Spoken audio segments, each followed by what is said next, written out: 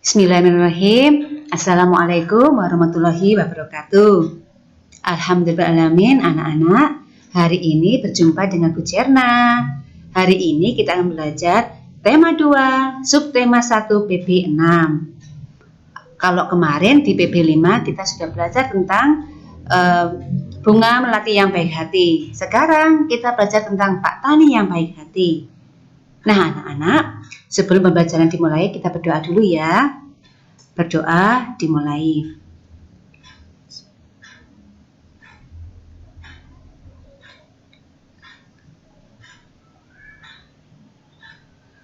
Amin, amin ya rabbal alamin. Mudah-mudahan pembelajaran kita hari ini lancar ya.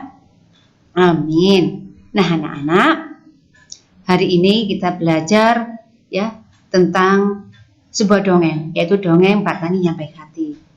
Apa sih tujuan pembelajaran kita hari ini? Tujuannya adalah kita belajar karakter yang baik.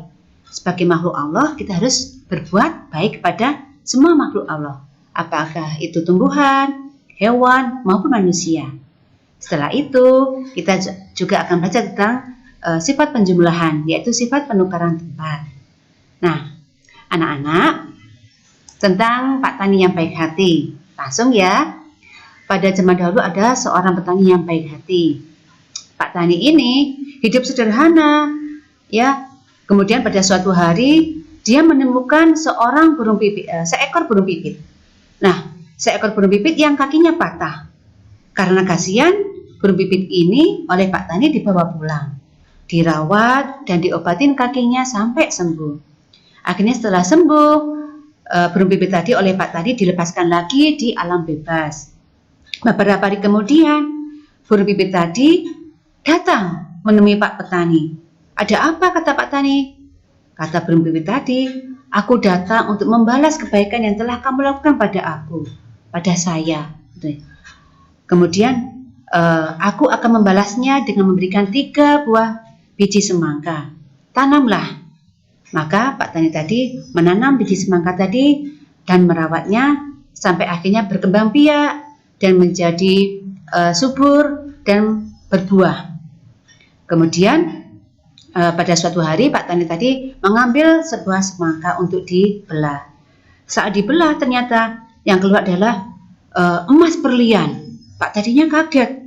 Loh, kok emas berlian? Kemudian Pak Tani mengambil semangka lagi satu, ya. Setelah dibelah, maka yang keluar adalah pekerja bangunan.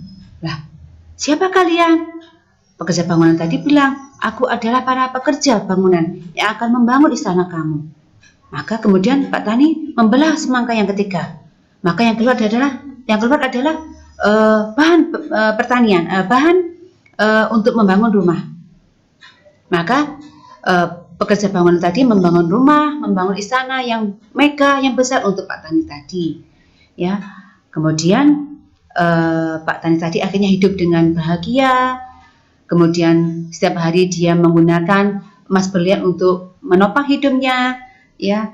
Dan walaupun hidupnya sudah cukup, sudah bahagia, dia tidak menjadi orang yang sombong, tapi dia tetap baik hati dan semakin banyak berderma, semakin banyak berbagi, ya.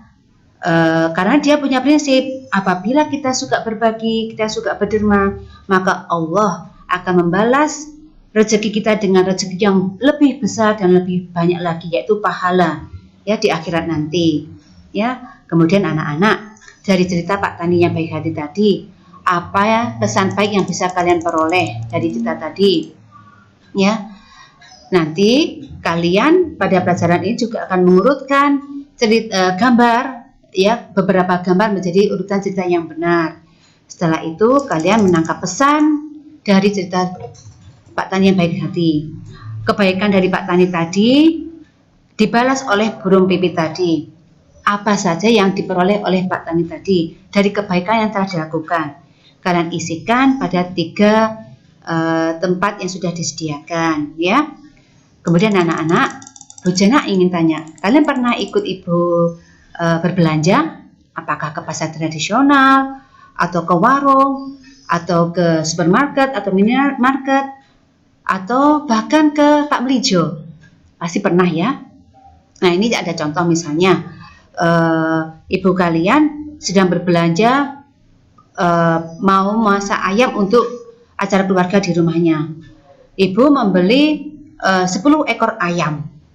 Nah, kemudian setelah mau membayar, ternyata kalian berpikir, kayaknya sepertinya 10 ekor ayam belum cukup ya Bu ya untuk makan di rumah nanti untuk saudara-saudara.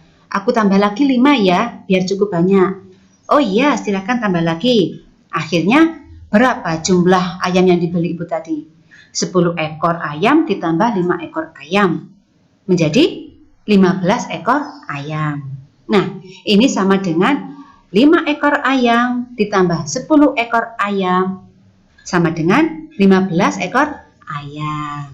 Jadi ditukar tempatnya sama hasilnya. Nah, seperti ini ya. Siti membantu ibu menghitung buah jeruk. Di keranjang besar berisi 450 jeruk dan di keranjang kecil berisi 320 jeruk. Berapa jumlah pada kedua keranjang tersebut? Nah, 450 ditambah 320 sama dengan 720. Ini sama dengan 320 ditambah 450 sama dengan 770. Hal ini sama dengan 450 ditambah 320 sama dengan 320 ditambah 450. Jadi hanya ditukar tempatnya, hasilnya sama. Bisa ya maksudnya? Tahu maksudnya ya? Paham ya kalian? Paham. Insya Allah mudah. Jadi penjumlahan itu bisa ditukar tempatnya, dan kalau angkanya sama maka hasilnya juga akan sama.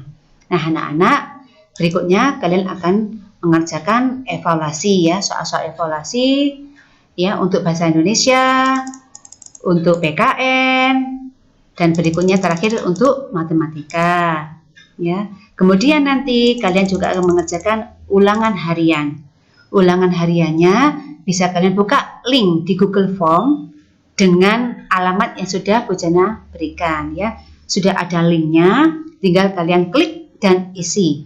Nanti akan masuk dan akan mendapatkan skor dari jawaban ulangan harian tersebut. Nah anak-anak, itu yang bisa Bu Jana sampaikan untuk pembelajaran kita hari ini. Jadi pesan yang bisa kita peroleh dari pembelajaran hari ini adalah satu, agar kita selalu bersikap baik kepada semua makhluk Allah, apakah kepada manusia, kepada hewan maupun tumbuhan. Bersikap baiknya bukan untuk mengharapkan pamrih, bukan. Tapi apa? Karena ikhlas karena Allah. Karena apa? Kalau kita ikhlas berbuat baik karena Allah, kita akan mendapatkan ganjaran, yaitu pahala yang besar. Apabila kita disayang manusia, mendapatkan disayang misalnya orang tua, mendapatkan teman, itu adalah efek baik di dunia. Tapi yang penting adalah mendapatkan kasih sayang Allah berupa pahala yang akan bisa kita menjadikan tiket kita masuk ke surga. Terakhir, pesan dari Bu Jana, kita memperbanyak doa kepada Allah agar wabah ya penyakit COVID-19 ini, yaitu corona ini, segera berakhir di bumi ini, dan kita bisa sekolah dengan baik, bertemu Bapak Ibu guru di sekolah kita. Dan kemudian juga saat berada di rumah, kalian harus nurut pada orang tua ya, turut perintah orang tua, nurut yang baik-baik, tidak boleh yang jelek-jelek ya, karena orang tua adalah salah satu pintu kita masuk ke surga. Kemudian sholat 5 waktu bagi yang muslim tidak boleh bolong, dan bagi yang non muslim beribadah sesuai dengan agamanya masing-masing ya. Demikian yang bisa Bu Jana sampaikan untuk hari ini. Terima kasih, mohon maaf lahir batin. Mohon maaf. Wassalamualaikum warahmatullahi wabarakatuh.